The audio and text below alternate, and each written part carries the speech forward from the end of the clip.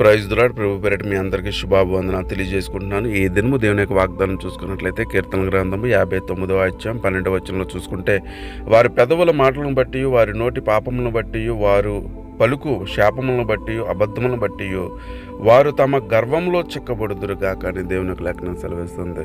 అయితే వారి పెదవులు ఎలా ఉన్నాయంటే, మరి నోటి పాపములు, శాపములు, అబద్ధాలు, మోసాలు, మరి ఎదటి వారి మీద నిందలు, నేరాలు మోపి వాళ్ళు శాపగ్రస్తులుగా మరి నేనే అనే ఒక విధమైన గర్వం వాళ్ళలోకి వచ్చి వాళ్ళ జీవితాల్ని నాశనం చేసే ప్రభావితం జరుగుతుంది. ప్రియమైన వాళ్ళారా, దేవుని యొక్క లేఖనాలు సెలవిస్తున్న నువ్వు తగ్గింపబడితే నువ్వు హెచ్చింపబడతావని వాగ్దానము మన జీవితంలో స్వతంత్రించుకోవాలంటే మన నోటిని, మన యొక్క తలంపులు, మన ఉద్దేశాలన్నీ కూడా మనం అనుకూలంగా తగ్గించుకోగలిగితే దేవుడు మన నామాన్ని హెచ్చిస్తాడు. అట్టి కృపాధన్యత మనందరికీ దయచేయును గాక.